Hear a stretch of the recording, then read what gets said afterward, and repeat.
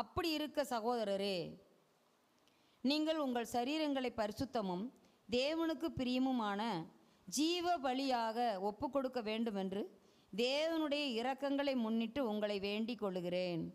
இதுவே நீங்கள் செய்யத்தக்க புத்தியுள்ள ஆராதனை. இன்று நான் உங்களுக்கு பேசப்போகும் தலைப்பானது ஜீவ பலி, லிவிங் சாக்ரிஃபைஸ். Living sacrifice. இன்றைக்கி தியாகங்கள், அநேக தியாகங்களை செய்யலாம். ஆனால் அது லிவிங் சாக்ரிஃபைஸாக இருக்குதா அப்படின்னு பார்த்தோம் என்றால் அது மிகவும் குறைவாகவே காணப்படுகிறது. இப்போது இந்த வசனமானது எப்படி ஆரம்பிக்கிறது? அப்படி இருக்க. அதை நாம் பார்க்கிற போது எப்படி இருக்க என்று நாம் பார்த்தோம் என்றால் அந்த 11ஆம் முன்புள்ள வசனம், முன்புள்ள அதிகாரம் ரோமர் 11:33 35 வரைக்கும் நம்ம பார்க்கிற போது தேவனின் ஐஸ்வர்யம், ஞானம், அறிவு இதனுடைய ஆழம் எவ்வளவாய் இருக்கிறது என்று சொல்லி அதில் சொல்லப்பட்டிருக்கிறது. தேவனுடைய ஐஸ்வர்யம், ஞானம், அறிவு. இன்றைக்கி நாட்களை என்னும் அறிவு, ஞான இருதயம் வேண்டும் அப்படின்னு சொல்லிட்டு இன்றைக்கி பார்த்தோம்.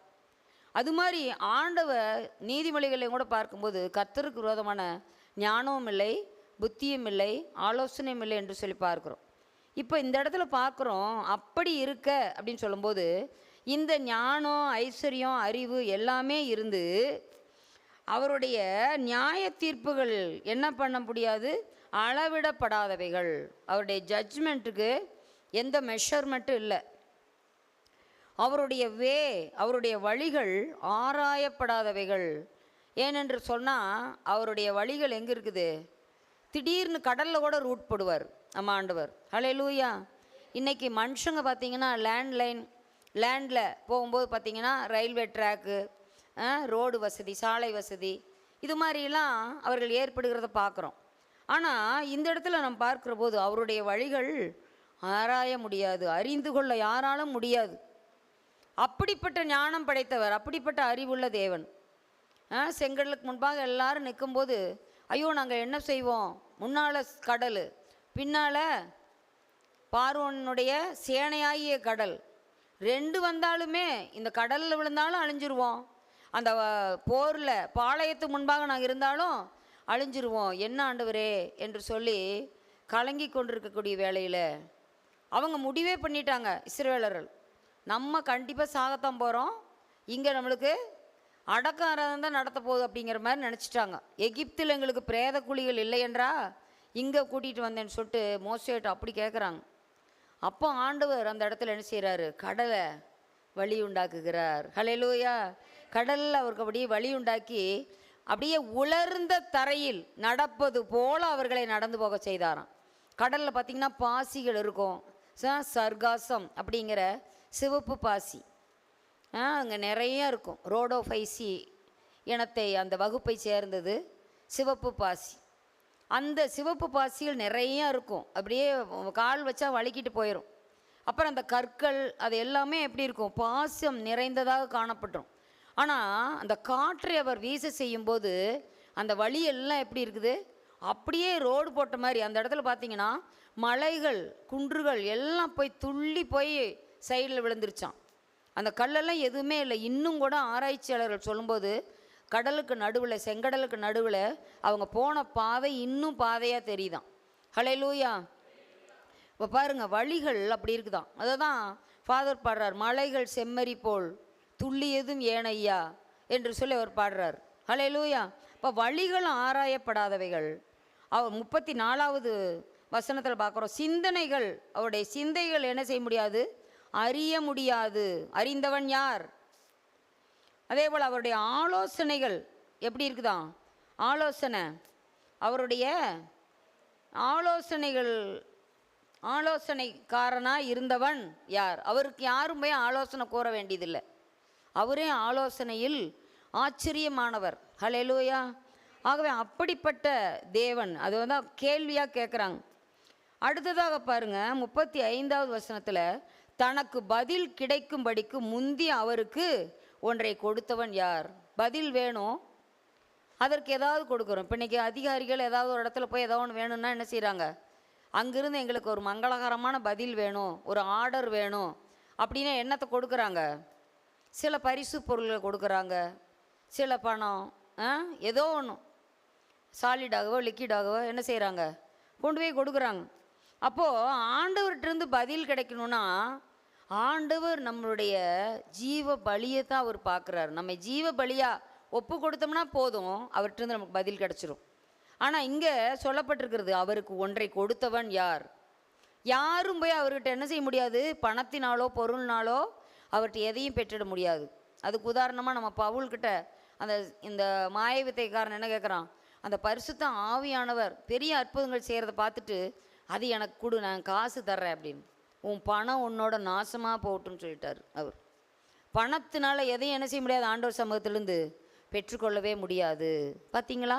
அப்போது நம்ம என்ன செய்யணுமா, இதையெல்லாம் சொல்லிட்டு தான் என்ன சொல்கிறாரு, சகலமும் அவராலும் அவர் மூலமாயும் அவருக்காகவும் இருக்கிறது, எல்லாற்றுக்கும் எல்லாமும் அவரே, அவருக்கே என்றென்றைக்கும் மகிமை உண்டாவதாக அந்த வசனத்தை சொல்லி ஆமேன் அப்படின்னு சொல்லிட்டு தான் அப்படி இருக்க சகோதரரே அப்படின்னு இந்த வசனத்தை சொல்கிறார். ஆகவே பாருங்கள், நீங்கள் உங்கள் சரீரங்களை அப்படின்னு சொல்லும்போது இங்கே எல்லாத்துக்கும் ஒரு சரீரம்தான் இருக்கும். ஆனால் அந்த இடத்துல யாருக்கு சொல்கிறாரு, சபையாருக்கு பார்த்து சொல்கிறார். அப்போ ஒவ்வொருவரும் ஒவ்வொரு சரீரமாக இருக்கிறோம். ஆண்டவர் தலையாக இருக்கிறார், நம்ம அனைவரும் எப்படி இருக்கிறோம், சரீரங்களாக இருக்கிறோம். அந்த சரீரத்தில் இருக்கக்கூடிய அவயவங்களாக இருக்கிறோம். ஹல்லேலூயா. இப்போ பாருங்கள் என்ன சொல்லப்பட்டிருக்குது, ஜீவ பலி, லிவிங் சாக்ரிஃபைஸ்.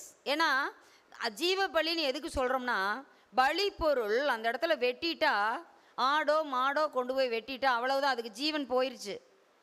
அந்த குற்ற நிவாரண பலியாக பாவ நிவாரண பலியாக ஒரு வெட்டிட்டா அவ்வளோதான், அது ஜீவ பலி அப்படின்னு சொல்ல முடியாது. ஆனால் இந்த இடத்துல பார்க்குறோம், அது ஜீவ பலியாக இருந்தாலும் அது அவ்வளோதான், அட் ஒன்ஸ் அந்த ஜீவ பலி அது பலியிட்டதுனே முடிஞ்சுது. திரும்ப இன்னொரு நம்ம பாவத்துக்கு பரிகாரம் பார்க்கணும்னா திரும்ப இன்னொரு ஆடோ மாடோ கோழியோ என்ன செய்யணும், போய் அடிக்கணும், புறாவையோ கொண்டு போய் செலுத்தணும். ஆனால் ஒவ்வொரு நாளும் நம்ம ஜீவ பலியாக ஆண்டவருக்கு ஒப்பு கொடுக்க வேண்டும். ஹல்லேலூயா. ஒவ்வொரு நாளும் அந்த சரீரத்தை ஜீவ பலியாக ஒப்பு கொடுக்கணும். பரிசுத்தமும் தேவனுக்கு பிரியமுமான பலி, அதுதான் ரொம்ப முக்கியமான வார்த்தை, அண்டர்லைன் பண்ணணும். பரிசுத்தமும் தேவனுக்கு பிரியமுமான, அவர் விரும்புகிற வண்ணமாய் நம்மளுடைய பலி காணப்படுகிறதா, நம்ம சரீரத்தில் நம்ம செய்யக்கூடிய காரியங்கள் காணப்படுகிறதா, அந்த ஜீவ பலி என்னென்னலாம் செய்யுது. நம்ம சரீரம்னு எடுத்துக்கிட்டோம்னா நம்மளுக்கு ஒவ்வொருத்தருக்கும் என்ன இருக்குது, ஆவி ஆத்துமா சரீரம் 3 இருக்குது. ஆனால் ஆவியும் ஆத்துமாவும் ஆண்டவருக்கு என்னென்னமோ செய்யுது. ஆத்துமா என்ன செய்யுது, உதார குணமாக என்ன செய்யுது, ஆத்துமாவுக்கு எல்லாம் வேலைகளையும் செய்யுது. உதார குணமாக ஆண்டவருக்கு எல்லாத்தையும் கொடுக்குது, ஆண்டவரை துதிக்குது. நீதிமொழிகள் 11:25 வாசிக்கிறோம். அடுத்தது அந்த சங்கீதம் 103:1-2 வாசிக்கிறோம். உபகாரங்கள், என் ஆத்துமாவே கர்த்தரை ஸ்தோத்திரி, என் முழு உள்ளமே அவருடைய பரிசுத்த நாமத்தை ஸ்தோத்திரி, என் ஆத்துமாவே கர்த்தரை ஸ்தோத்திரி, அவர் செய்த சகல உபகாரங்களையும் மறவாதே அப்படின்னு சொல்லிட்டு அந்த ஆத்துமா என்ன செய்யுது, சகல உபகாரங்களையும் மறவாதேன்னு அந்த சரீரம் ஆத்துமாவை பார்த்து சொல்லுது. அடுத்தது பாருங்க, சங்கீதம் 42:1 பார்க்குறோம், மானானது நீரோடைகளை வாஞ்சித்து கதறுவது போல தேவனே என் ஆத்துமா மேலே வாஞ்சிக்கிறது. தண்ணீருக்காக அது என்ன செய்யுது, தாகம் கொள்ளுது. உன்னதர் மேலே தாகம் கொண்ட ஆத்துமாவாக காணப்படுகிறது. துதிகளிலே பிரியப்படுகிற ஆத்துமாவாக இருக்கிறது. லூக்கா 1:46 பார்க்குறோம், என் ஆத்துமா கர்த்தரை மகிமைப்படுத்துகிறது மரியாள் சொல்கிறாங்க. அப்போ ஆத்துமா எப்படி இருக்கணுமா, அறிவோடு இருக்கணும். அறிவில்லாத ஆத்துமாவாக இருக்கக்கூடாது. ஆத்துமா அறிவில்லாமல் இருப்பது நல்லதல்ல. இந்த ஆத்துமாவை பற்றி இதெல்லாம் பார்க்குறோம். இந்த ஆத்துமா செய்கிறது எல்லாருக்கும் தெரியுமா, தெரியவே தெரியாது. நம்ம ஆத்துமா தேவன் மேலே தாகமாக இருக்குது, ஆத்துமா ஆண்டவரை துதிக்குது, நன்றி செலுத்துது அப்படிங்கிறத யாரும் என்ன செய்ய முடியாது. அவ்வளோ தூரம் நம்ம மௌனமாக கூட என்ன செய்வோம், செலுத்துவோம். எல்லாருக்கும் முன்பாக துதிக்கும் போது அந்த ஆத்துமா எவ்வளோ சந்தோஷமாக இருக்குது, களிப்பாக இருக்குது அப்படிங்கிறத பார்க்க முடியும். அப்போ சோல் எப்படி இருக்கிறது. அடுத்ததாக பாருங்கள், ஆவி என்ன செய்யுது, ஆவியினால் நம்ம நடத்தப்பட வேண்டும் என்று நம்ம ரோமர் 8 வாசிக்கிறோம். எவர்கள் ஆவியினாலே நடத்தப்படுகிறார்களோ அப்படின்லாம். அடுத்தது என்ன சொல்லியிருக்குது, ஆவியின் சிந்தை நமக்கு வேணும். ஆவியின் சிந்தை நமக்கு சமாதானம். ஆவியின் சிந்தை நம்மளுக்கு ஜீவன். அந்த வசன வாழ்க்கை அப்படி இருக்குது ஆவியின் சிந்தையில்.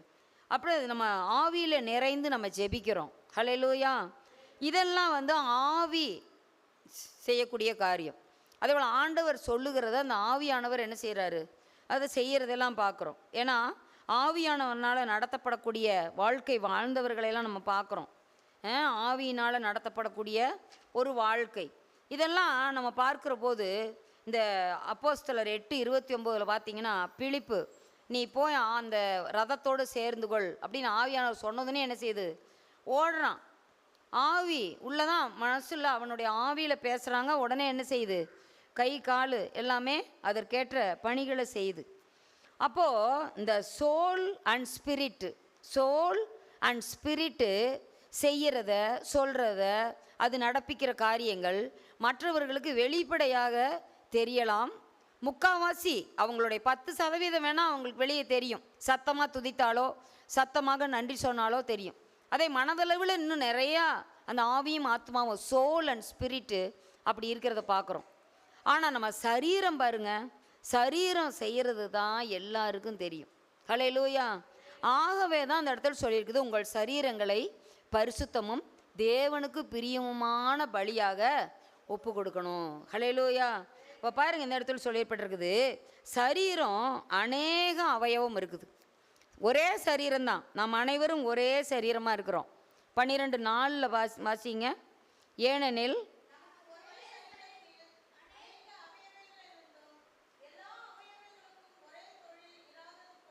அநேகராகிய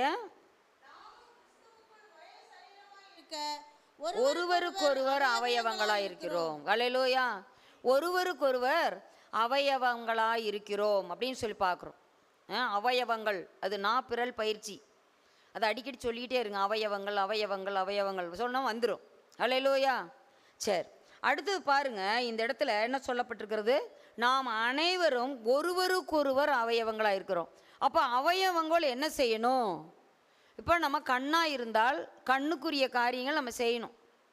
நம்ம கையாக இருந்தால் கை செய்யக்கூடிய வேலைகளெல்லாம் நம்ம செய்யணும். எதுக்கு, அந்த சரீரத்துக்கு தான்.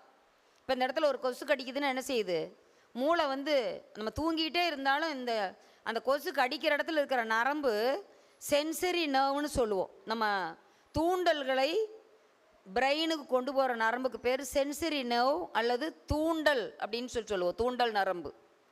அங்கிருந்து உடனே மூளை என்ன செய்யும், துளங்கள், அதுக்கு ஒரு ரெஸ்பான்ஸ், அதை ரெஸ்பான்ஸ்னு சொல்லுவோம். அது வந்து மோட்டார் நர்வ்ஸ். அந்த மோட்டார் நர்வ்ஸ் என்ன செய்யும், அந்த கைக்கு கமாண்டு கொடுக்கும். தூங்கிட்டு தான் இருக்கும், ஆனால் அது என்ன செய்யும், போய் அந்த இடத்த போய் அடி, கொஞ்சம் அந்த இடத்துல அப்படியே சொரிஞ்சு விடு அப்படின்னு சொல்லிட்டு என்ன செய்யும், அந்த கைக்கு கமாண்டு கொடுக்குது அந்த சரீரத்துக்கு. பார்த்தீங்களா, உடனே அது என்ன செய்யுது, உடனே அந்த இடத்துல போய் அந்த வேலையை செய்யுது.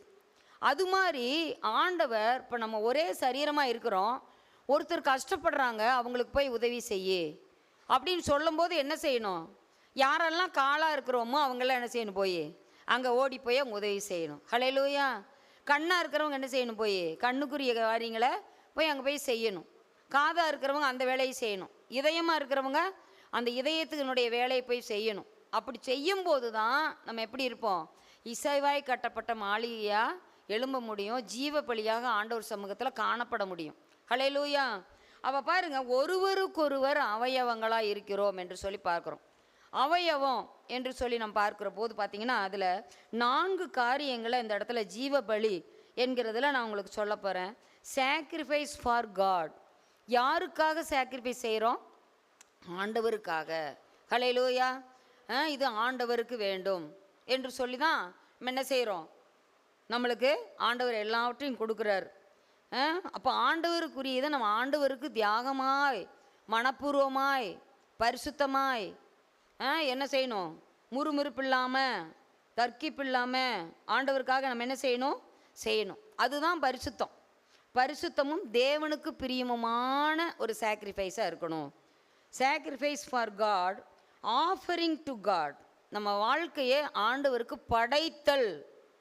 நான் ஒன்றும் இல்லை, இப்போ படைச்சிட்டோம்னா அதை நம்ம நினைக்கிறோமா, ஆண்டவருக்குன்னு ஏதோ ஒரு காரியத்தை செஞ்சிட்டோம், அது உடனே நம்ம போய் இன்றைக்கி நான் ஆண்டவருக்கு இதெல்லாம் செஞ்சேன் போய் டைரியில் எழுதி வைப்பீங்களா, எழுதி வச்சு திரும்ப வந்து அதை திரும்ப ரிப்பீட்டாக நம்ம கேட்போமா? கேட்க மாட்டோம். அப்படி தானே? ஆஃபரிங்னா முழுமையாக படைச்சிருது, எந்த விதமான எதிர்பார்ப்பும் இல்லாமல் கொடுப்பது. ஹல்லேலூயா! அதுதான் படைப்பது. இப்போ நம்ம ஒரு சரீரத்தில் நம்ம ஒருத்தருக்கு வேலை செய்கிறோம், ஒருத்தருக்கு ஏதாவது செய்கிறோன்னா அதை வந்து பிரதிபலன் பார்க்காம செய்யணும். ஹல்லேலூயா! அதுதான் ஜீவபலி. அதுதான் என்னது? ஜீவபலி, சாக்ரிஃபைஸ் ஃபார் காட். அடுத்தது இரண்டாவதாக நம்ம பார்க்குறோம் லிவிங் சாக்ரிஃபைஸ். அது எப்படிப்பட்ட சாக்ரிஃபைஸாக இருக்குது? ஜீவபலி, ஆண்டவருக்காக செலுத்தப்படக்கூடிய தியாகம், சாக்ரிஃபைஸ். அடுத்ததாக என்ன இருக்குது? அந்த ஜீவபலியானது அந்த டெய்லி லைஃப் ஸ்டைல், அதுதான் நம்ம பார்க்குறோம். அதில் தினமும் நம்ம செய்யக்கூடிய வாழ்க்கையினுடைய எல்லா காரியங்களையும் அது காட்டுது. நம்ம பாடி, சரீரம் செய்யக்கூடிய அனைத்தையும் பார்க்குது. இதைத்தான் நம்ம சற்று விளக்கமாக நம்ம பார்க்க போகிறோம். சங்கீதம் 1, 2, 3 நம்ம வாசிக்கும் போது என்ன சொல்லியிருக்குது? கத்துடைய முதலாவது என்ன பார்க்குறோம்? ஃபஸ்ட்டு வசனத்துலேயே வாசிக்கலாம். துன்மார்க்குடைய ஆலோசனையில் இல்லாமலும், பாவிகளுடைய வழியில் இல்லாமலும், பரியாசக்க உட்காரும் இடத்தில் உட்காராமலும். இந்த சரீரம் அப்புறம் படிக்கலாம், முதல் வசனத்தை மட்டும் எதுக்கும். அந்த சரீரம் எப்படி இருக்கணும்? பரிசுத்தமும் அப்படின்னு சொல்லிட்டு படித்தோம்ல, பரிசுத்தமும் தேவனுக்கு பிரியமான. பரிசுத்தமாக வாழணும்னா அந்த முதல் 3 காரியத்தை செய்யணும். துன்மார்க்கருடைய ஆலோசனையில் இருக்கக்கூடாது, பாவிகளுடைய வழியில் நில்லக்கூடாது, பரியாசக்காக இருக்கிற இடத்துல வரக்கூடாது. இப்போ நம்ம சபை கூடி வர்றோம், இங்கே தான் வந்து ஜீவபலியாக இருக்கிறோம், ஜீவபலியை நம்ம ஒப்பு கொடுக்குறோம். இப்போ துன்மார்க்கர் இருக்கிறதில்ல, நீதிமான்கள் சபையில் அவங்க இருக்க மாட்டாங்க. அதே போல் என்ன இருக்குது? பாவிகளாக இருந்தாலும் தேவனுடைய சமூகத்துக்கு வரும்போது நம்ம என்ன ஆயிடுறோம்? பரிசுத்தப்படுத்தப்பட்டு விருகிறோம். அடுத்ததாக என்ன இருக்கிறோம்? பரியாசக்காரர். இங்கே உட்காந்து யாரும் என்ன செய்ய போகிறதில்ல, யாரையும் ஜோக் பண்ணி, கிண்டல் பண்ணி, கேலி பண்ணி பேசக்கூடியது வேலை கிடையாது. கர்த்தருடைய வசனத்தை தியானிக்கிறோம், அதன்படி செய்வோன்னு உறுதி எடுக்கிறோம். ஆகவே இது பரியாசக்காரர் உட்காரும் இடமும் அல்ல. இந்த இடத்துல வந்து நாம் என்ன செய்கிறோம்? நம்ம சபையில் மட்டும் இல்லை, வீட்லேயுமே நம்ம வீடு அப்படிப்பட்ட காரியமாய் நம்ம காணப்படணும். அப்போ தான் கர்த்தருடைய வேதத்தில் பிரியமாக இருந்து இரவும் பகலும் அவருடைய வேதத்தில் தியானமாக இருக்கிற மனுஷன் பாக்கியவான். அப்போ பாக்கியவான்களாக நம்ம காணப்பட முடியும். அவன் நீர்க்காலில் ஓரமாய் நடப்பட்டு தன் காலத்தில் தன் கனியை தந்து இலை உதிராது இருக்கிற மரத்தை போல் இருப்பான். அவன் வாழ்க்கையில் நெக்ரோசிஸே கிடையாது. நெக்ரோசிஸ்னா என்ன? இலை உதிர்கிற அந்த இதை தான் நெக்ரோசிஸ்ன்னு சொல்லுவோம். வெளுத்து போன வாழ்க்கையும் கிடையாது, குளோரோசிஸும் வாழ்க்கையில் கிடையாது, எப்பவும் பசுமையாக இருப்பான். ஹல்லேலூயா! இலைகள்லாம் வெளுத்து போகுது பாருங்க, அந்த வியாதிக்கு பேர் குளோரோசிஸ். இலையே இல்லாமல் மொட்டையாக போயிடுது பாருங்க மரம், அதுக்கு பேர் நெக்ரோசிஸ். அந்த வியாதிகளெல்லாம் அவன் வாழ்க்கையில் இல்லை. ஏன்னா அவன் எந்த நீர்க்காலில் ஓரமாக நடப்பட்டிருக்கிறான்? கர்த்தராகிய இயேசு கிறிஸ்துவனுடைய வாழ்க்கையில் அவர் தருகிற ஜீவ தண்ணீர் அண்டையில் நடப்பட்ட மரம். ஹல்லேலூயா! நதி ஓரத்தில் உள்ள மரம் நான், கனி கொடுப்பேனே காலத்திலும், இலையுதிராமல் மனமுறிராமல் கனி கொடுப்பேனே காலத்திலும், எக்காலத்திலும். புரியுதுங்களா? அப்போது நதி ஓரத்தில் நடப்பட்ட மரமாக நாம் இருக்கும்போது அது என்ன செய்யுது? ஒவ்வொரு நாளும் சாரத்தை கொடுத்துக்கிட்டே இருக்கும். வசனத்தை படித்து என்ன செய்ய? நம்ம எந்த உரமும் போடுறதில்ல, யூரியா, சூப்பர் பாஸ்பேட்டு, என்பிகே எந்த உரமும் போடுறதில்ல. என்ன போடுறோம்? வசனம். அவர் தான் உணவு. மனுஷன் அப்பத்தினாலே மாத்திரமல்ல, தேவனுடைய வாயிலிருந்து புறப்படுகிற ஒவ்வொரு வார்த்தையினாலும் பிழைப்பான். அந்த ஜீவ பலி ஆண்டவருடைய சமூகத்தில் நம்ம செலுத்தணும்னா அது ஜீவனுள்ள பலியாக இருக்க வேண்டும். அந்த ஜீவன் எப்படி வருது? நமக்கு ஆண்டவர் தரக்கூடிய வசனத்தினால் அந்த ஜீவன் வருகிறது. நித்திய ஜீவனை அளிப்பேன் என்பதே அவர் நமக்கு தந்த வாக்கு தத்துவம். அந்த சரீரமாகிய நம்மளுடைய உடலுக்கு, மனதிற்கு, ஆவி ஆத்துமா நிறைந்த அந்த சரீரத்திற்கு ஆண்டவர் தான் அந்த சத்து பொருளை நமக்கு தர்றாரு. இப்போ டெய்லி நம்ம வேதத்தை வாசிக்கும் போது, வேதத்தை தியானிக்கும் போது தான் அந்த ஜீவனுள்ள அந்த வசனங்கள் நம்ம வாழ்க்கையில் போய் நம்ம ஒரு நாள் லிவிங் சாக்ரிஃபைஸாக ஆண்டவர் சமூகத்தில் காணப்படுவோம். ஹல்லேலூயா!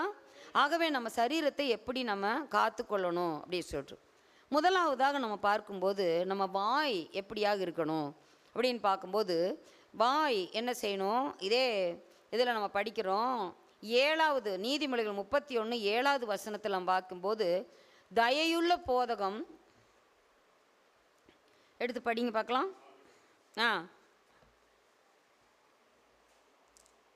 நீதிமொழிகள் இல்லை, இந்த இடத்துல ரோமர் தான். ரோமர் 12:7 வாசிங்க.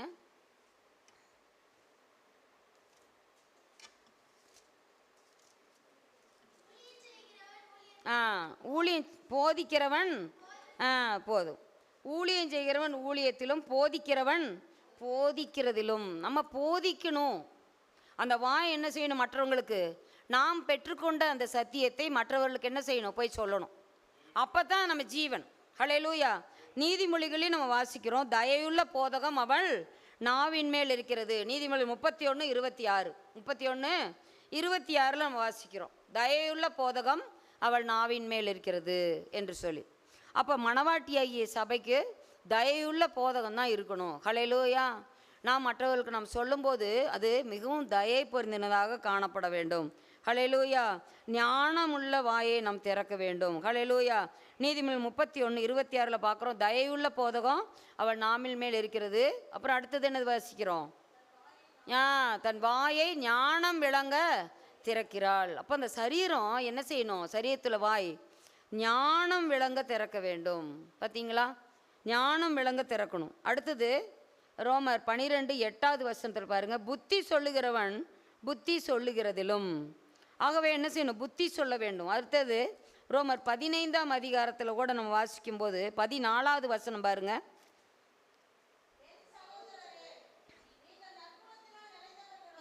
சகல அறிவினாலும் நிரப்பப்பட்டவர்களும் ஒருவருக்கொருவர் புத்தி சொல்ல வல்லவர்களாக இருக்கிறீர்கள் என்று நானும் உங்களை கொடுத்து நிச்சயித்திருக்கிறேன். இப்போ புத்தி சொல்ல எப்படி இருக்கணுமா? வல்லவர்களாக இருக்கணுமா? புத்தி சொல்கிறதுக்கு வல்லவர்னா என்ன? அந்த புத்தி சொல்கிறதுக்கு நம்ம முதல்ல எப்படி இருக்கணும்? தகுதியாக இருக்கணும். சொல்ல வந்துட்டியே, நீ அப்படி இருக்கிறியா அப்படின்னு நம்மளை பார்த்து எதிர்த்து ஒரு கேள்வி கேட்காத மாதிரி நம்ம சரீரம் எப்படி இருக்கணும்? நம்ம வாய் எப்படி இருக்கணும்? நீதி உள்ளதாய் காணப்படணும், தயை நிறைந்ததாய் காணப்படணும், நற்குணம் நிறைந்ததாய் காணப்படணும். அப்படி சொல்லும்போது நம்ம புத்தி சொல்கிறத மற்றவங்க என்ன செய்வாங்க? கேட்பாங்க. ஹல்லேலூயா. அடுத்ததாக 12 வாசிங்க. ரோமர்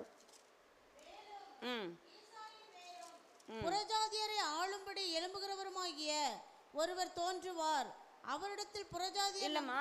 ரோமர் 12 ஜெபத்திலே உறுதியாய் தரித்திருங்கள். ஜெபம், அந்த வாய் என்ன செய்யணும்? ஜெபிக்க வேண்டும். எப்போதும் ஜெபம் பண்ணணும். ஹல்லேலூயா. எல்லா இடத்துலையும் ஜெபம் பண்ணணும். அதுக்காக நம்ம எங்காவது ஒரு இடத்துக்கு போயிட்டுருக்குறோம், அங்கேயே ஒரு ரோடாக இருந்தாலும் காடாக இருந்தாலும் முட்டி போட்டு அங்கே ஒரு முக்காடு போட்டு நம்ம ஜெபம் பண்ணணும் அப்படின்னு கிடையாது. நம்ம நடந்துக்கிட்டே இருக்கிற கூட என்ன செய்யணும்? ஆண்டவர்கிட்ட ஜெபம் பண்ணணும். ஏனோக்கு, நோவா அவங்கெல்லாம் தேவனோடு சஞ்சரித்துட்டு இருந்தாங்க. ஆதாமும் நல்லா ஆண்டவர் கீழ்ப்படிஞ்சிருக்கும் போது தினமும் அவங்களோட நடந்தாங்க. நடக்க என்ன செஞ்சாங்க? ஆண்டவர்கிட்ட ஜெபம் பண்ணாங்க. இயேசுவின் சீஷர்கள் என்ன செஞ்சாங்க? அவரோடு நடக்கும்போது, அவரோடு உட்கார்ந்துருக்கும் போது எல்லா இடத்துலையும் ஆண்டவர் இடத்துல விண்ணப்பங்கள், வேண்டுதல்கள் எல்லாம் செலுத்தியிருப்பாங்க. ஹல்லேலூயா. ஆகவே நாமும் எல்லாவற்றிலும் எல்லாவிடங்களிலும் நாம் ஜெபிக்க வேண்டும். நம் வாய் அப்படி ஜெபிக்கும்போது அந்த சரீரத்தின் அவயவமாகி அந்த வாய் எப்படி இருக்கும்? ஜீவ பலியாக காணப்படும். ஹல்லேலூயா. நம்ம ஜெபிக்கலினா நம்ம ஜீவ பலின்னு சொல்ல முடியாது.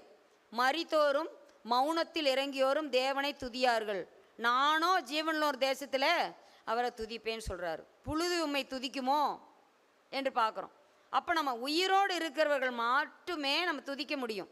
நம்ம வாயில் உயிர் இருந்தால் தான் அது ஜெபிக்க முடியும், துதிக்க முடியும். அப்போது அது ஜீவ பலியாக இருக்கும். ஹல்லேலூயா.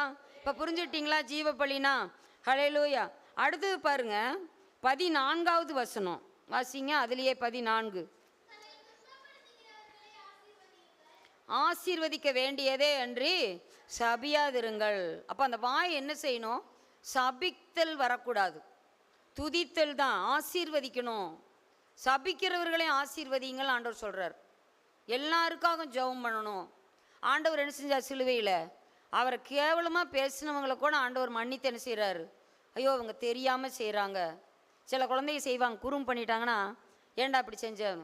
சரி தெரியாமல் பண்ணிட்டேன் அப்படிம்பா. நம்ம உடனே என்ன சொல்லுவோம்? ஏய் தெரியாமையே செஞ்ச, தெரிஞ்சுதானே செஞ்சுட்ட, தெரியாமல் செஞ்சேங்கிற அப்படிம்போம். ஆண்டவர் அப்படி பண்ணியிருந்தால் எல்லாரையும் என்னென்ன கேட்டிருக்கலாம். ஆண்டவர் வரும் அவ்வளோ அடித்தவங்க, ஆணி அடித்தவங்க, உதாசீனமாக பேசினவங்க, காரி துப்புனவங்க எல்லாத்தையும் என்ன செய்கிறாரு?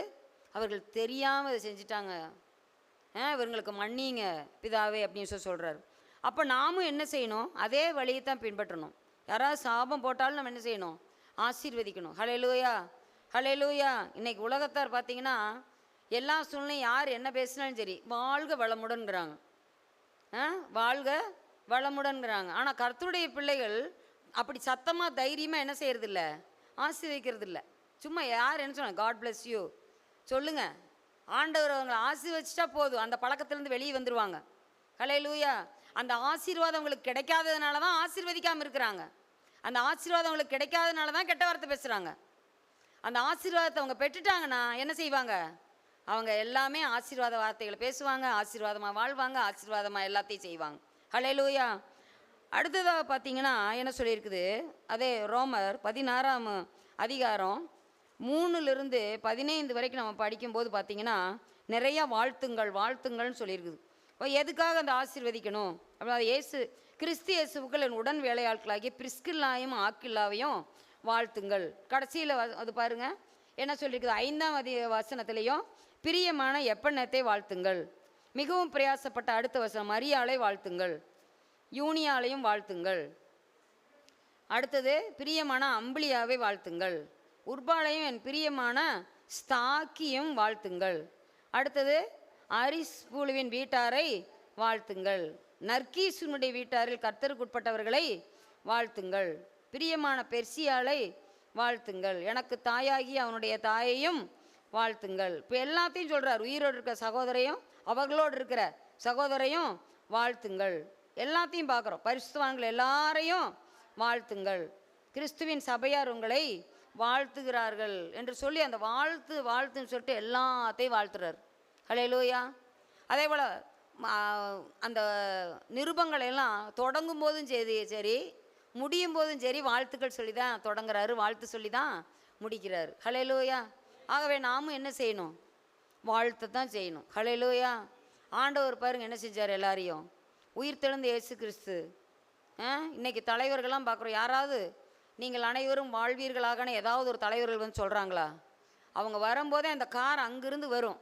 அப்போவே என்ன செய்கிறாங்க? இங்கிருந்து அவங்க சொல்லி சொல்லி அவர்களுடைய புகழாரத்தை பாடி பாடி வாழ்க வாழ்கன்னு கத்துறதை தான் பார்க்குறோம். ஆனால் நம்ம ஆண்டவரே இயேசு கிறிஸ்து என்ன செஞ்சார்? உயிர் தெழுந்த பிறகு அந்த வீட்டில் வந்து சீசர்களை பார்த்து வாழ்க. ஹல்லேலூயா. அவர் நம்மளை வாழ வைக்கிற தெய்வம். ஹல்லேலூயா. நம்ம அவர் வாழ்கன்னு ஒரு வார்த்தை நம்மளை சொல்லிட்டாருன்னா போதும். மரியாள் வீட்டுக்கு வந்தாங்க, கிருபை பெற்றவளே வாழ்க. பார்த்தீங்களா? எல்லா இடத்துலையும் நம்மளை ஆண்டவர் வாழ்த்துகிறார். அதான் நாமும் என்ன செய்யணும்? அவருடைய பிள்ளைகளாகி நாமும் வாழ்க என்று சொல்லணும். ஹல்லேலூயா. ஒவ்வொருவரையும் நம்ம வாழ்க என்று சொல்லி வாழ்த்த வேண்டுமே வெளியே சபிக்கக்கூடாது. அடுத்தது பாருங்கள், ரோமர் 15:5 வாசிக்கிறோம். தேவனை மகிமைப்படுத்த வேண்டும் என்று சொல்லி அதில் பார்க்குறோம். குறித்து வச்சுக்கோங்க, வீட்டில் படிங்க. அடுத்தது என்ன சொல்லியிருக்குது? அதே 6வது வசனத்தில் பார்க்குறோம். தீர்க்க தரிசனம் சொல்ல வேண்டும். பார்த்தீங்களா?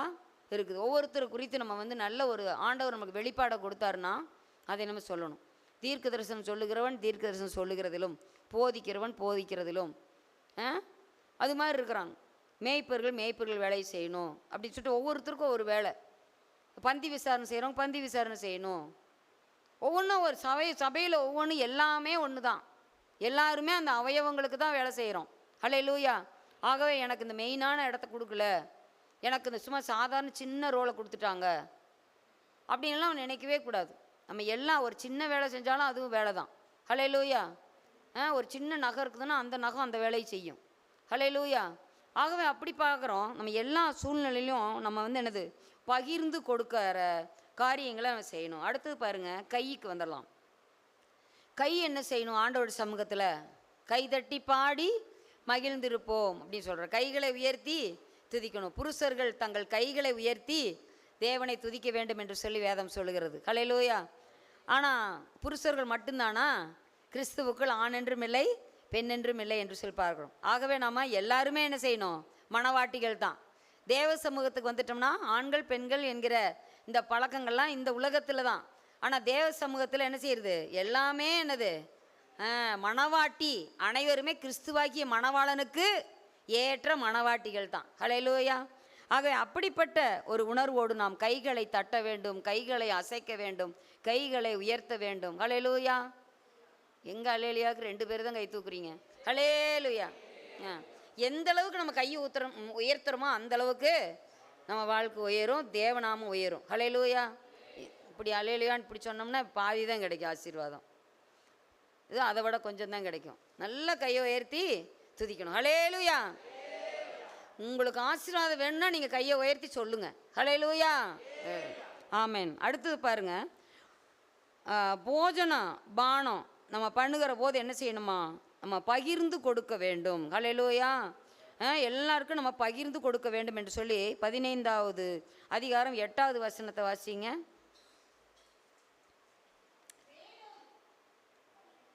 இல்லை இருங்க, பகிர்ந்து கொடுக்கணும். நம்ம வாசிப்போம், அடுத்தது பார்க்கலாம். அடுத்து உற்சாகமாய் நம்ம இறங்க வேண்டும் என்று சொல்லி நம்ம பார்க்குறோம். உற்சாகமாய் இறங்க வேண்டும் என்று சொல்லியும் இந்த இடத்துல நம்ம பார்க்குறோம். அடுத்தது இங்கே பாருங்கள், புத்தி சொல்லுகிறவன், ரோமர் 12:8, புத்தி சொல்லுகிறவன் புத்தி சொல்லுகிறதிலும் பகிர்ந்து கொடுக்கிறவன் வஞ்சனை இல்லாமல் கொடுக்க கடவன். பார்த்தீங்கன்னா எல்லாருக்கும் 2 கொடுன்னு சொல்லுவோம். ஆனால் சில ஃப்ரெண்ட்ஸ் இடையில வந்துட்டான்னு வைங்க, அந்த பையனுக்கு எனக்கு மட்டும் இன்னொன்று வெட்டு அப்படிம்பான். பிறந்தநாள், நான் என்னுடைய பிறந்தநாள் போய் என் மாணவர்களுக்கெல்லாம் சாக்லேட்லாம் கொடுத்தேன். அப்போ அவங்கெல்லாம் என்ன செஞ்சாங்க, உடனே எல்லாத்துக்கும் 2 கொடுப்பான்னு சொல்லி கொடுத்தா சிலர்லாம் என்ன செய்கிறான் 3 4 அப்படின்னு சொல்லிட்டு வாங்கிட்டாங்களாம். அப்போ சொன்னாங்க, அப்போ நான் சொன்னேன், அப்படி இல்லைப்பா, எல்லாருக்கும் ஈக்குவலாக கொடுக்கணும் அப்படின்னு சொல்லும்போது, இப்போ வஞ்சனை இல்லாமல் என்ன செய்யணும், கொடுக்க வேண்டும். ஆண்டவர்கிட்ட போய் நம்ம கேட்குறோன்னு வைங்க, ஆண்டவர் வந்து இவங்க நல்லா படிச்சிருக்காங்களா, சரி அவங்களுக்கு கொஞ்சம் அதிகமாக கொடு, இவங்க கொஞ்சம் ஏழையா அவங்களுக்கு கொஞ்சம் கம்மியாக கொடு, நல்ல டீசெண்டாக வந்திருக்கிறாங்கப்பா அவங்களுக்கு நம்ம நிறையா கொடு, அவங்களுக்கு முதன்மையான காரியங்களை கொடுங்க அப்படின்லாம் ஆண்டவர் ஒரு நாள் சொல்ல போகிறதில்ல. அவங்க மீன் பிடிக்கிற மனுஷங்களாக இருந்தாலும், பேதுரு, யாக்கோபு, யோவான் எல்லாம் மீன் பிடிக்கிற தொழில், லூக்கா பெரிய டாக்டர், மத்தேயு பெரிய ஒரு ஆயக்காரன், யாருக்கும் ஆண்டவர் வந்து பாரபட்சம் பார்க்கவே இல்லை, எல்லாருக்கும் சமமாக கொடுத்தாரு. ஹல்லேலூயா. அதே போல் அந்த எஜமான் வேலைக்காரர்களுக்கு படி இழக்கும் போதும் என்ன செய்கிறாங்க, காலையிலிருந்து வெயிலின் உஷ்ணம் பனி எல்லாத்தையும் பொருட்படுத்தாமல் வேலை செஞ்சவங்களுக்கு அந்த 1 பணம், கடைசியில் வந்தவங்களுக்கும் அந்த 1 பணம். அப்போ நம்ம 40 வருட 50 வருட விசுவாசியாக இருந்தாலும் ஆண்டவர் அதே பலனை தான் கொடுப்பாரு. இன்றைக்கி ரட்சிக்கப்பட்டு 3 மாதம் 4 மாதம்தான் ஆகுது, அவங்க பரலோகத்துக்கு வரும்போதும் அதே பலனே ஆண்டவர் தருவார். ஹல்லேலூயா. ஆனால் வித்தியாசங்களுக்கு அவனவன் செய்யத்தக்க பலன் அது வேற, அது வந்து என்னது எக்ஸ்ட்ரா. பலன் எல்லாருக்கும் ஒன்று தான், ஆனால் எக்ஸ்ட்ரா கொடுக்கறது என்னது, செய்யத்தக்க பலன் சொல்லும்போது அது கூடுதலாக நமக்கு கொடுக்கப்படும். ஹல்லேலூயா. பார்த்தீங்களா. அப்போது இந்த இடத்துல பார்க்குறோம், உற்சாகமாய் நாம் இறங்க வேண்டும், இரக்கத்தில் உற்சாகமாய் இருக்கணும். பாருங்கள், அந்த இடத்துல இரக்கம் செய்கிறவன் உற்சாகத்தோடே செய்ய கடவன். 12:8 வாசிக்கிறோம், இரக்கம் செய்கிறவன் உற்சாகத்தோடே செய்ய கடவன். இரக்கத்தில் உற்சாகம் வேணுமாமா. இறங்கி கடன் கொடுக்கிறான், நீதிமானோ இறங்கி கடன் கொடுக்கிறான் அப்படின்னு சொல்கிறாங்க. நம்ம யாருக்கு கடன் கொடுக்குறோம், ஏழைகளுக்கா? யாருக்கு கடன் கொடுக்குறோன்னு சொல்லுங்க பார்க்கலாம். கர்த்தருக்கு. அந்த வசனம், ஏழைக்கு இறங்குறவன் கர்த்தருக்கு கடன் கொடுக்கிறார், அவன் கொடுத்ததை அவர் திரும்ப கொடுப்பார். அந்த அவன் ஏழை கொடுக்கலினாலும் யார் கொடுப்பா, ஆண்டவர் கொடுப்பார். ஹல்லேலூயா. ஆகவே இரக்கம் செய்கிறவங்க என்ன எப்படி செய்யணும், உற்சாகத்தோடு. அதுதான் மலைப்பிரசங்கத்தில் ஆண்டவர் சொல்கிறார், இரக்கம் உள்ளவர்கள் பாக்கியவான்கள், அவர்கள் இரக்கம் பெறுவார்கள். ஹல்லேலூயா. ஆகவே நம்ம கை எப்படி இருக்கிறது, சரீரமாகிய ஆலயம், நாமே ஜீவனுள்ள தேவனின் ஆலயமாக இருக்கிறோம். அப்போ அந்த ஆலயத்தை நம்ம என்னென்ன காரியங்களாக பண்ணுறோம் என்று சொல்லி நம்ம ஒவ்வொரு அவயவங்களும் எப்படி எப்படிலாம் செயல்படுதோ அதுதான் அந்த சரீரம் ஜீவனோடு இருக்குதுங்கிறது அர்த்தம். இதையெல்லாம் நம்ம செய்யலேன்னு வைங்க, கண் உயிரோடு இருக்கலாம், கை உயிரோடு இருக்கலாம், கால் உயிரோடு இருக்கலாம், வாய் உயிரோடு இருக்கலாம். ஆனால் என்னது எல்லாம், நீ உயிரோடு இருக்கிறவன் என்று பெயர் பெற்றிருந்தும் செத்தவனாக இருக்கிற. எந்த சபைக்கு சொன்னாங்க, சர்தை சபைக்கு. என்ன சபைக்கு, அந்த சபைக்கு ஆண்டவர் சொன்னார். ஹல்லேலூயா. அடுத்து பார்க்குறோம், இந்த இடத்துல நீதிமொழிகள் 31:20 பார்க்குறோம், பரிசுத்தவான்களின் குறைவில் நம்ம வந்து என்ன செய்யணும், உதவணும். இதுலேயும் நம்ம 3 ரோமர் 12:13 பார்க்குறோம். பரிசுத்தவான்களுடைய குறைவில் அவர்களுக்கு உதவி செய்யுங்கள். இப்போ பரிசுத்தவான்களுடைய குறைவுன்னா என்ன? இப்போ நம்ம சரீரமாகிய ஆலயம் உயிரோடு இருக்கும்போது தான் நம்ம எல்லாத்துக்கும் செய்ய முடியும், அந்த ஜீவ பலியை செலுத்த முடியும். இப்போ பரிசுத்தவான்கள்னால் யார்? மிஷினரிகள் இருக்கிறாங்க, ஊழியக்காரங்க இருக்காங்க. அவங்களுக்கெல்லாம் நம்ம என்னது, அவங்களுக்கு இப்போ பண்டிகை நாட்கள்லாம் பாருங்கள், நம்ம என்ன செஞ்சோம்? அவங்களுக்கெல்லாம் நிறைவாக நம்மளுக்கு அவங்க குறைவுகளில் நம்ம உதவி செய்கிறோம். ஹல்லேலூயா. அதை எப்படி நம்ம செய்யணும்? அந்த பரிசுத்தவான்கள் குறைவில் கற்கிப்பு இல்லாமல் ஒரு கண்டிப்பு.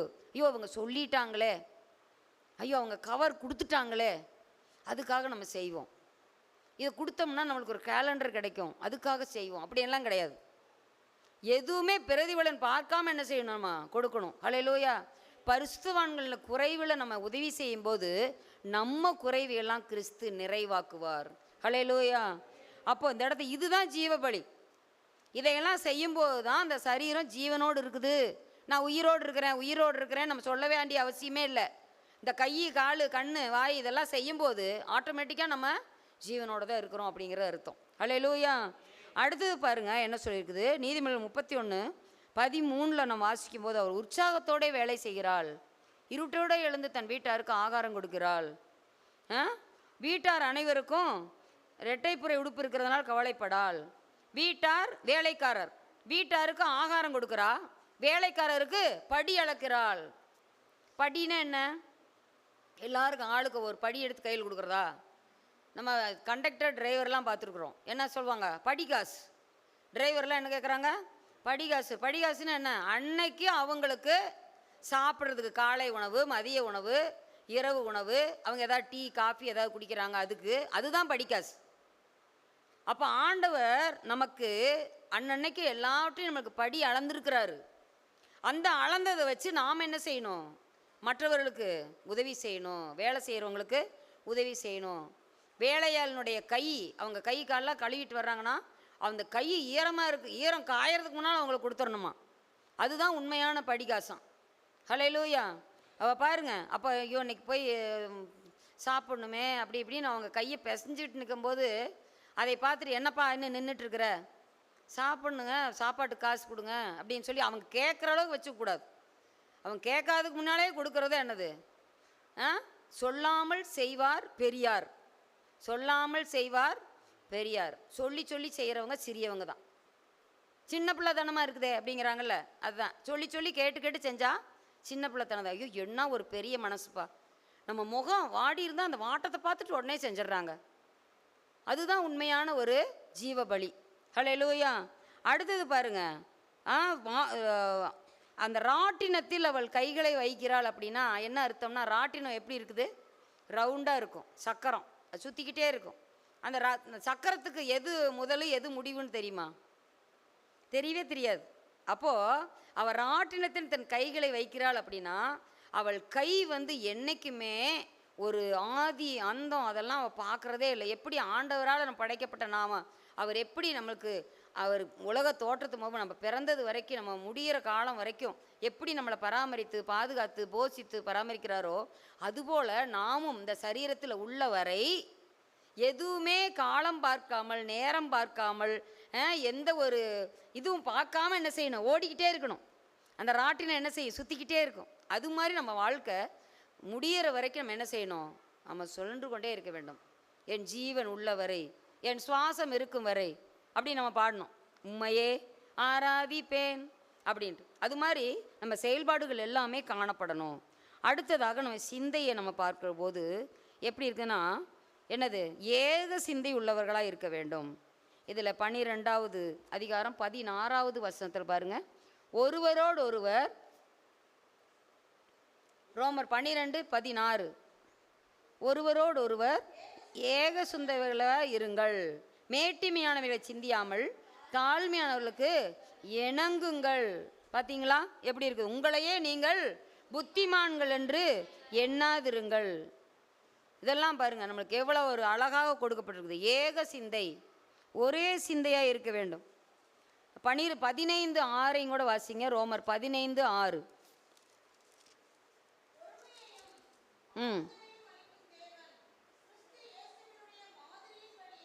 நீங்கள் ஏக சிந்தை உள்ளவர்களாக இருக்கும்படி அனுக்கிறோம். அப்போ ஏக சிந்தை, ஒரே சிந்தை.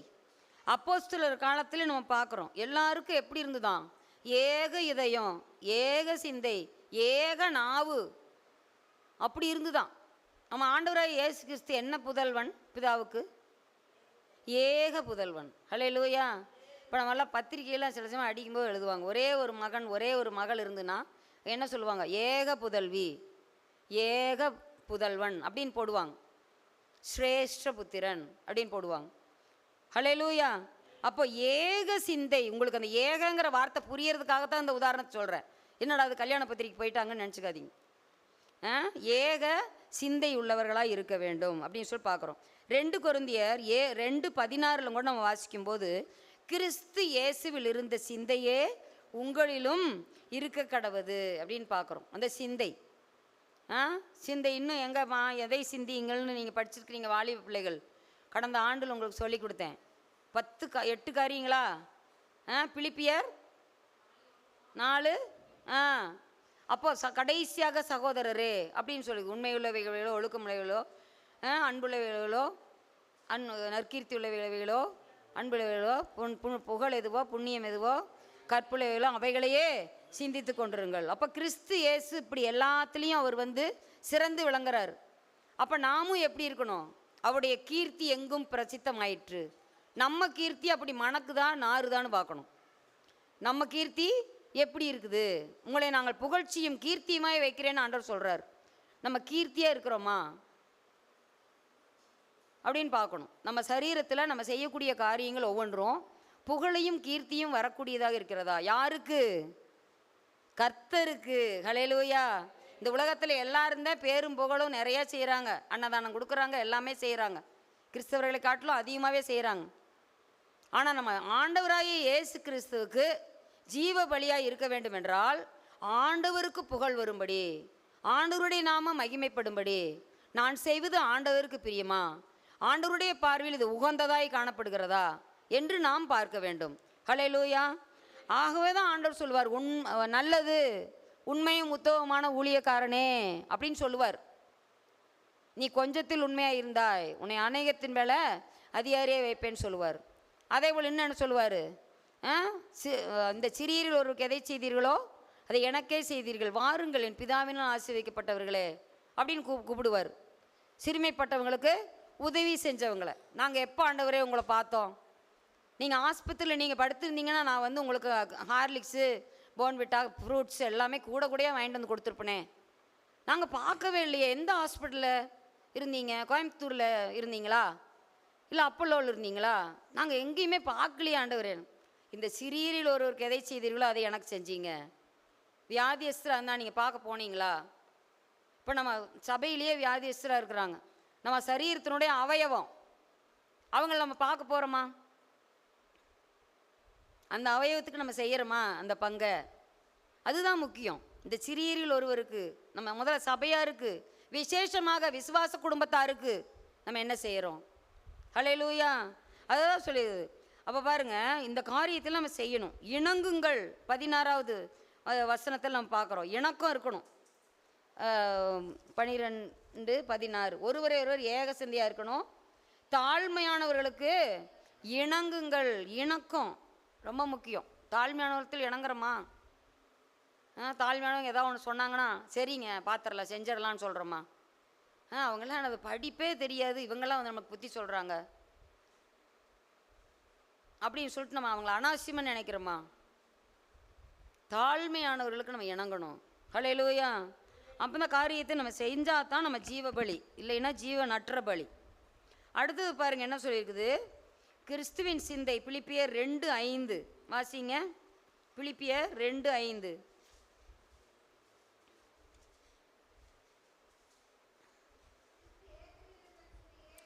சரிங்க. அடுத்தது ரோமர் 12:18 வாசிக்கும்போது, கூடுமானால் உங்களால் ஆன மட்டும் எல்லா மனுஷரோடும் சமாதானமாக இருங்கள். இதெல்லாம் நம்ம சிந்தையில் வரணும். நம்ம சமாதானமாக இருக்கணும், எல்லாரோடும் சமாதானமாக இருக்கணும். இல்லை நான் செத்தாலும் சரி அவன் என் பணத்தை கூட தொடக்கூடாது அப்படிம்பாங்க ஒரு சிலர். அந்த வீட்டிலே நான் கால் வைக்க மாட்டேன் அப்படிம்பாங்க. அந்த திசையிலேயே நான் தலை வச்சு படுக்க மாட்டேன் அப்படிம்பாங்க. இதெல்லாம் வந்து சமாதானமா? இல்லை. கிறிஸ்துவங்களுக்குள்ள அப்படி இருக்கிறாங்க. மாமியார் மாமனார் சொந்த சகோதர சகோதரிகள் இந்த குணங்கள்லாம் என்ன செய்யக்கூடாது, நம்ம விட்டு போயிடணும். மனுஷரோடும் உங்களால் கூடுமானால், ஆனால் கூடுமானால்னு தானே ஆண்டவர் சொல்லியிருக்கிறாரு. என்னால் கூடலை, இதை மட்டும் என்னால் அவங்களோட சமாதானமாக இருக்க முடியல. ஆண்டவர் எனக்கு ஒரு சான்ஸ் கொடுத்துருக்கிறாரு, கூடுமானால் அப்படின்னு. ஆனால் ஆண்டவர் என்ன சொல்லியிருக்கிறாரு, கூடுமே எல்லாம் கூடுமே உம்மாலே எல்லாம் கூடும். அப்போ ஆண்டவரால் கூடும், நம்மளால் கூடாது தான், ஆனால் ஆண்டவரால் கூடும். அதனால் இன்றைக்கே சமாதானமாக இல்லாதவங்களோட போய் கூடிருங்க. என்ன, கோடான கோடு குடிப்பனும் தன்னோடு தன் உடன் பிறந்தாரோடு நம் சகோதர சகோதரிகளோடு கூடுவதே கோடியுறும் அப்படின்னு சொல்கிறாங்க ஔவையார். அப்போ நம்ம என்ன செய்யணும், அப்படி நம்ம வாழ வேண்டும். ஹல்லேலூயா. அடுத்ததாக பாருங்க என்ன சொல்லியிருக்குது, நம்ம கால்கள் எப்படி இருக்க வேண்டும் என்று சொல்லி பார்க்குறோம். பிலிப்பியர் 3:16 வாசிங்க. பிலிப்பியர் 3:16 வாசிங்க. ம் ம் ஒரே ஒழுங்காய் நடந்து கொண்டு ஒரே சிந்தையாய் இருப்போமாக. அப்போ நடக்கிறோம், நம்ம ஒரே சிந்தை இருந்தால் தான் ஒரே மாதிரி நடப்போம். சிந்தனை தான் என்ன செய்யும், செயலில் வரும். ஆகவே நம்ம கால்கள் எப்படி இருக்கணும், ஒழுங்காய் நடக்க வேண்டும். ஓட்டப்பந்தயத்தில் நம்ம வாழ்க்கைங்கிற பாதையில் போயிட்டுருக்குறோம், ஒழுங்காக ஓடணும். நீதிமான் வந்து நடுப்பகல் வரைக்கும் அதிகமாக பிரகாசிக்கிற சூரிய பிரகாசம் போல் இருப்பானா, அவன் ஒரு நாள் அங்கேயும் ஒரு நாள் இங்கேயும் கால் வச்சுட்டு இருந்தானா நடுப்பகல் வரைக்கும் போக முடியாது, சூரிய பிரகாசமாக மின்ன முடியாது. ஹல்லேலூயா. அப்போ இந்த இடத்துல பாருங்கள், ஒழுங்காய் நடக்கணும். இயேசுவை போல நட என் மகனே, இயேசுவை போல நட, இளமையில் இயேசுவை போல நட என் மகனே, இயேசுவை போல நட. ஏக உன்னுடைய இளைஞரோட தீய வழி செல்லாமல் இயேசுவை போல நட, இயேசு காட்டிய பாதையில் நட என்று சொல்லி ஆண்டவர் அழகாக அந்த பாடல் கீர்த்தனையில் எழுதி வச்சுருக்குறாங்க. அப்போ நம்ம நடக்க சொல்லி தாரும் இயேசுவே இயேசுவேன்னு சொல்லிட்டு அந்த நாட்டில் வானமுதம் அப்படின்னு ஒரு ரேடியோ செய்தி வரும், நாங்கள்லாம் கேட்டிருக்கிறோம் சின்ன வயசில். அதை தான் போட்டுவிடுவாங்க ரேடியோவில், வானமுதம். அதில் இந்த பாட்டை அடிக்கடி பாடுவாங்க. நடக்க சொல்லி தாரும் இயேசுவே இயேசுவே, நடக்க சொல்லி தாரும் இயேசுவே இயேசுவே. அப்போ வந்து நடக்க சொல்லி ஆண்டவர் தரணும். ஹல்லேலூயா. நான் உனக்கு போதித்து நீ நடக்க வேண்டிய வழியை உனக்கு காட்டுவேன், உண்மையில் என் கண்ணை வைத்து உனக்கு ஆலோசனை சொல்லுவேன். அப்போ அந்த ஆலோசனையின் படியில் நம்ம நடக்கும்போது ஒழுங்காக நடப்போம். அப்படி இல்லைன்னா எப்படி இருக்கும், தாறு மாறாய் ஓடுகிற பெண் ஒட்டகம் போலவும் தன் புத்திக்கு கிட்ட சேராத கோவேறு கழுதையை போலவும் நம்ம இருப்போம். ஆனால் கோவேறு கழுதைன்னு நம்ம அனாவசியம் பேசிடக்கூடாது. ஆண்டவர் சுமந்துட்டு வந்த கழுதை எப்படி இருந்தது, ஒழுங்காக போச்சு. இப்போ ஆண்டவர் சுமந்து வந்தால் நாமளும் எப்படி இருப்போம், ஒழுங்காக நடப்போம். அதே இது ஆண்டவருடைய சித்தத்துக்கு மாறாக நடந்தான் ஒருத்தன், பிழையாம். அந்த கழுதை என்ன எப்படி இருந்துச்சு, நடக்கலை, படுத்துக்குச்சு. அது கூட தெரியுது புத்தி, ஆனால் மனுஷனுக்கு தெரியல. அது எப்போ கத்துச்சோ அப்போ தான் இவனுக்கு புத்தி வந்துச்சு, பார்த்தீங்களா? அப்போது நம்ம கழுதையை போல, கோவேறு கழுதையை போல, பெண்ணொட்டகம் போல இருக்கக்கூடாது, ஒழுங்காய் நடக்க வேண்டும் என்று சொல்லி வேதம் நமக்கு சொல்லுகிறது. அப்போ உயிரோடு இருக்கிற ஜீவ பலி தான் என்ன செய்யும், ஒழுங்காக நடக்கும். அதனால் நம்ம சரீரமாகிய அவயவம் ஒழுங்காக நடந்தால் தான் அது ஜீவ பலி. ஹல்லேலூயா. அடுத்தது பாருங்கள், தீமைக்கு விலகி நன்மை செய்யணும். நீதிமொழிகள் 4:27 வாசிக்கிறோம். அடுத்தது 4:26 பார்க்குறோம், உன் கால்நடையை சீர்தூக்கி பார், வலது இடதுபுறம் சாயாமல் நீ நட, உன் கண்கள் நேராய் நோக்க கடவுது என்று அதில் சொல்லியிருக்குது.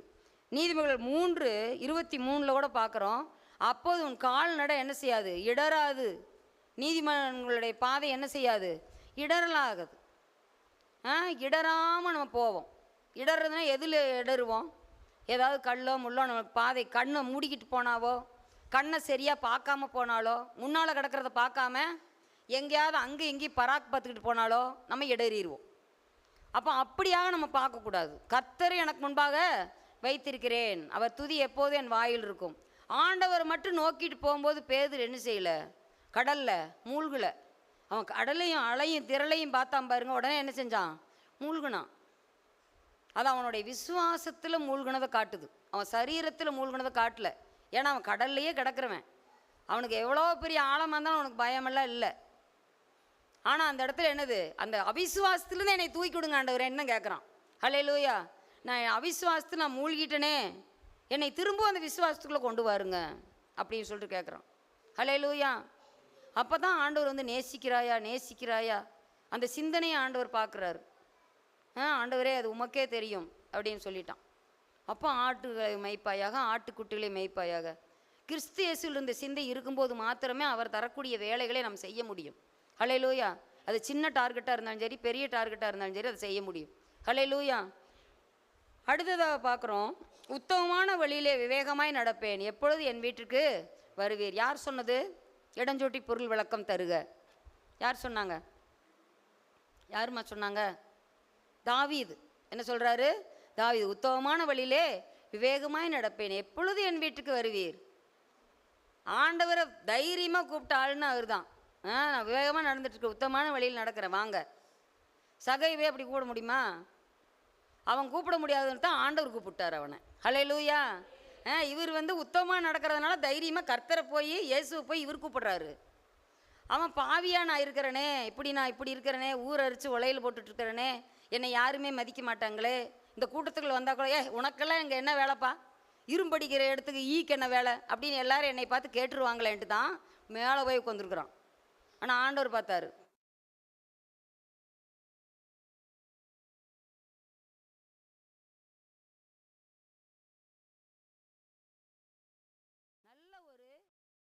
நல்ல ஒரு தகப்பனாக அவர் நமக்கு இருக்கிறார். ஹல்லேலூயா. இப்போ செம்மையான வழியிலே நல்ல ஆவியானவர் என்னை செம்மையான வழியிலே நடத்துவாராக. செம்மை என்றால் என்ன?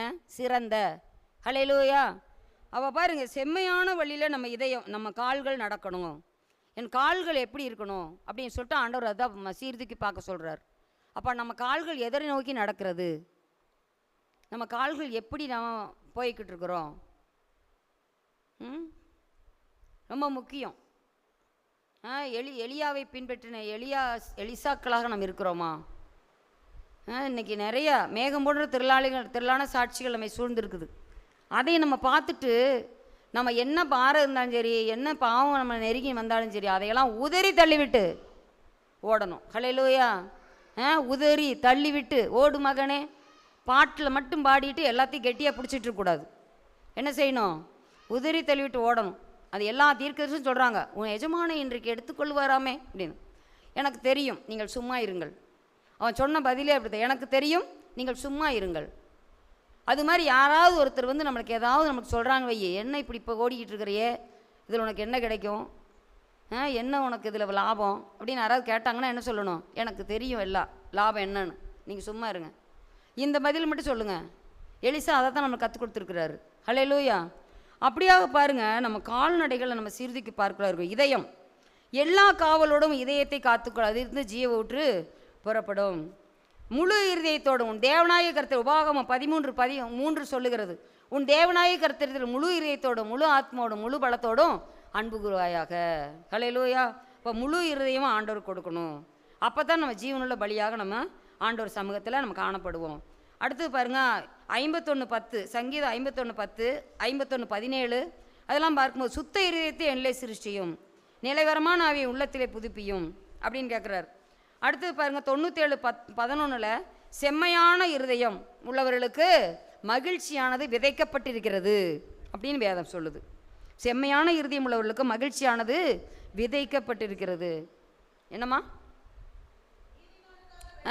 வெளிச்சமும் பார்த்தீங்களா எப்படி? அதையெல்லாம் அறுவடை செய்யணும்னா எப்படி இருக்கணும்?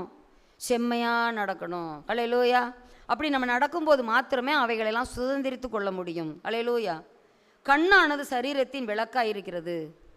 ஆகவே நம் கண்கள் எப்படி பார்க்க வேண்டும்? நேராய் பார்க்க வேண்டும். நீ 4:25 நமக்கு முன் வைத்திருக்கிற அந்த காரியத்தை நம்ம என்ன செய்யணும்? நமக்கு முன்னால் எல்லாமே இருக்குது உலகத்தில், எல்லாமே இருக்குது கண்களுக்கு.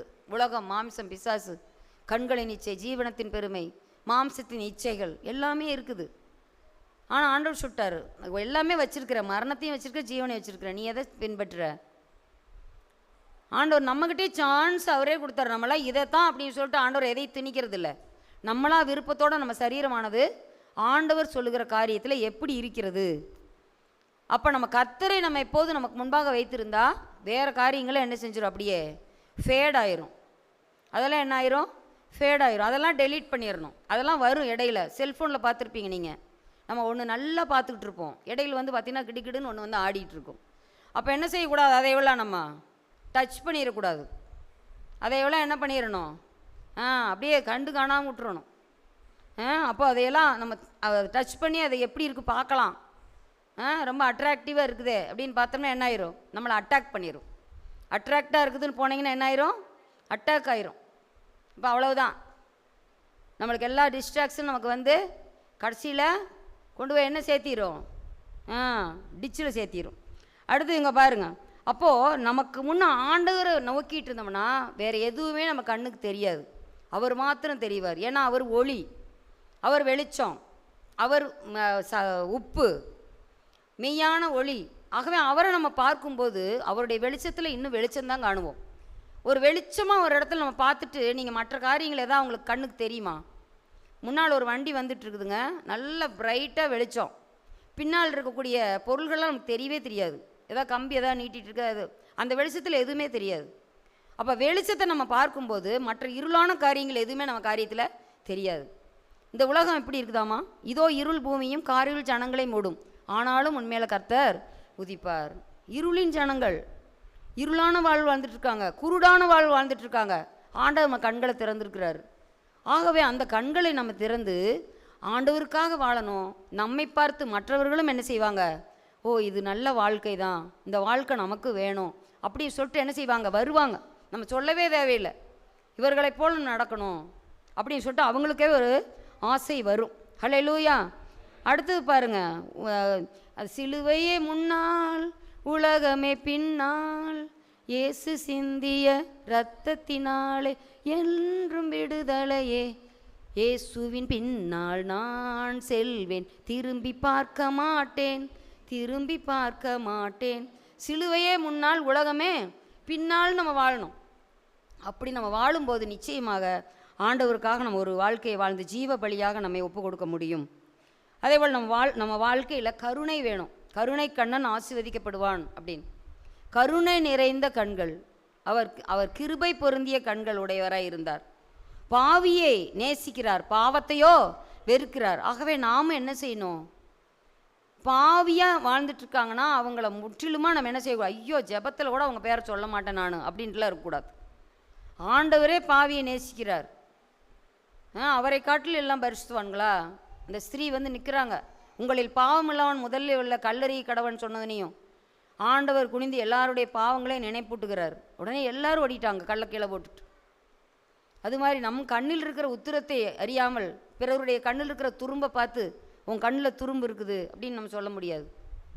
நம்ம கண்ணில் முதல்ல இருக்கிற உத்திரத்தை எடுக்கணும். ஹல்லேலூயா. ஆகவே நம்ம கண்கள் நம்ம எப்படி இருக்கிறது பார்க்கணும். நம்ம ஜீவ பலியாக இருக்கிறதுக்கு ஏதாவது நமக்கு தடை இருக்கிறதான். ஆண்டவர் கண்களில் இரக்கம், தயவு, நீடிய பொறுமை, மன்னிக்கும் மனம், அன்பு எல்லாமே இருந்தது. ஆகவே அவருடைய என்ன சொல்கிறது, உன்னை தொடுகிறவன் என் கண்மணியை தொடுகிறான். அப்போ நம்மெல்லாம் யார், ஆண்டவருடைய கண்ணு. ஹல்லேலூயா. அப்போ ஆண்டவருடைய கண்ணு நாமன்னா ஆண்டவர் எப்படி பார்த்தாரோ அதே பார்வை நம்மள இருக்கணும். ஹல்லேலூயா. அப்போ தான் நம்ம கண்ணின் மணியாக இருப்போம். என்னன் தேவன் கண்ணானால் கண்ணின் மணியாய் நான் இருப்பேன் அப்படின்னு அழகாக அந்த பாட்டு இருக்குது. அது மாதிரி நம்ம கண்ணின் மணியாக நம்ம இருந்தோம்னா ஆண்டவர் நம்மை காப்பாற்றுவோம். ஆகவே அவருக்கு எப்படியெல்லாம் நினச்சாரோ அத்தனை குணங்களும் நமக்கு வேணும். ஹல்லேலூயா.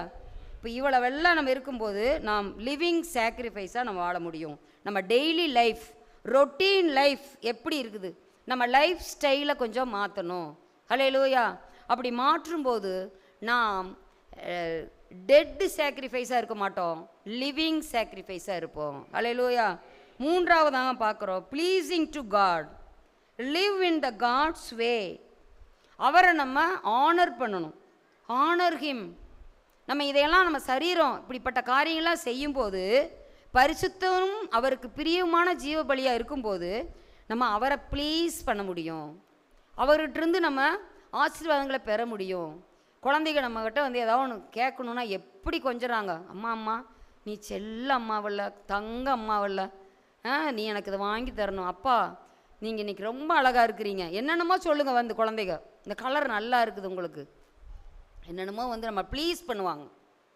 நம்ம ஆண்டவராய் இயேசு கிறிஸ்து நமக்கு எல்லாம் செய்யணும்னா அவருக்கு பிரியமான ஜீவ பலியை நம்ம செலுத்தும் போது தான் நமக்கு ஆண்டவர் எல்லாவற்றையும் செய்வார். ஹல்லேலூயா. அடுத்து 4ஆவதாக பார்க்குறோம் ட்ரூ வர்ஷிப். இதுதான் நாட் ரிச்சுவல்ஸ். ஏதோ சடங்காச்சாரத்துக்காக நம்ம வர்ஷிப் பண்ணுறதில்ல. Not rituals, life dedicated to God. நம்ம ஒரு நல்ல ஒரு அர்ப்பணிக்கப்பட்ட ஒரு வர்ஷிப்பாக நம்ம வாழ்க்கை காணப்படணும். அதுதான் புத்தியுள்ள ஆராதனை, அதுதான் ஜீவனுள்ள ஆராதனை. ஹல்லேலூயா. அந்த இடத்துல ட்ரூ வர்ஷிப் என்று அந்த இடத்துல சொல்லப்பட்டிருக்கிறது. இந்த நம்ம புத்தியுள்ள இதுவே நீங்கள் செய்யத்தக்க புத்தியுள்ள ஆராதனை, ட்ரூ வர்ஷிப். நம்ம அப்படிப்பட்ட இந்த பரிசுத்தமும் ஜீவனுக்கு பிரியமான பலியாக நம்ம சரீரத்தை கொடுக்கும்போது மாத்திரமே அது புத்தியுள்ள ஆராதனையாக இருக்கும். நம்ம என்ன தான் ஆராதனை செய்யலாம், ஆண்டவருக்காக காணிக்கை படைக்கலாம், ஆண்டவருக்காக எல்லாத்தையும் செய்யலாம். ஆனால் நம்ம சரீரம் எப்படி இருக்கிறது, ஒவ்வொரு அவயவங்களும், நிறைய அவயவங்கள் நம்ம படிக்கலாம், இப்போ நம்ம கால நேரம் போதாது. நம்ம சரீரத்தில் இருக்கக்கூடிய அவயவங்கள் ஒவ்வொன்றும் எப்படியாக ஆண்டவரை மகிமைப்படுத்தும் வண்ணமாக நம்ம நடக்கிறோமா, நம்ம பார்க்குறோமா, நம்ம கேட்குறோமா, நம்ம இதயம் சிந்திக்குதா, நம்மளுடைய வாய் எப்படி பேசுதா. என் வாயின் வார்த்தைகள் யாவும் பிறர் காயம் ஆற்ற வேண்டும் அப்படின்னு சொல்லிட்டு அழகாக ஃபாதர் பாடியிருக்கிறார். அப்போது நம்ம வாயின் வார்த்தைகள் எப்படி இருக்கிறது அப்படின்னு சொல்லிட்டு நம்ம பார்க்கணும். ஹல்லேலூயா. அப்போ இந்த காரியங்கள்லாம் செய்யும்போது நாம் ஆண்டவருக்கு பிரியமான ஒரு வாழ்க்கையை நம்ம வாழ முடியும். ஹல்லேலூயா. ஆகவே இப்படிப்பட்ட நல்ல ஒரு ஜீவ பலியாக நம்ம இந்த நாளில் ஒப்பு கொடுத்து இந்த வருடம் முழுவதும் ஒவ்வொரு நாளும் அந்த ஜீவ பலிபீடத்தில் என்னை பரனே படைக்கிறேனே, இந்த வேளை அடியேனை திருச்சித்தம் செய்ய அர்ப்பணித்தேன் இப்படி சொல்லிட்டு நம்ம என்ன செய்யணும், அந்த இடத்துல பலிபீடத்தில் நம்மை பலியாக ஜீவ பலியாக நம்ம ஒப்பு கொடுத்து ஒவ்வொரு நாளும் சர்வ அங்க தகன பலியாக உங்களுடைய சமூகத்தில் என்னை படைக்கிறேன் அப்படி சொல்லிட்டு ஒவ்வொரு நாளும் ஏசப்பா பாதத்தில் படைக்கணும். யோபு எப்படி தினமும் தன் பிள்ளைகளுக்காக தனக்காக அவன் பலியிட்டானோ அதுபோல் நாமும் என்ன செய்யணும், பலியிடுவோம். ஜீவ பலியாக நம்மை நாமே பலியிடுவோம். ஏன்னால் ஆண்டவராய் இயேசு கிறிஸ்து பிதா கொடுத்த வேலையை அவர் ஒப்பு கொடுத்தீரையா, உண்மையே எனக்காக உலகின் இரட்சகரே உகந்த பலியாக என்று சொல்லி நம்ம பாடுகிற வரிகளைப் போல ஆண்டவர் ஜீவ பலியாக தன்னை ஒப்பு கொடுத்தார். நாமும் ஜீவ பலியாக அவருக்கு நம்மை ஒப்பு கொடுத்து ஒரு சிறப்பான வாழ்வு வாழ ஆண்டவர் நமக்கு உதவி செய்வாராக. நாம் ஜெபிப்போம்.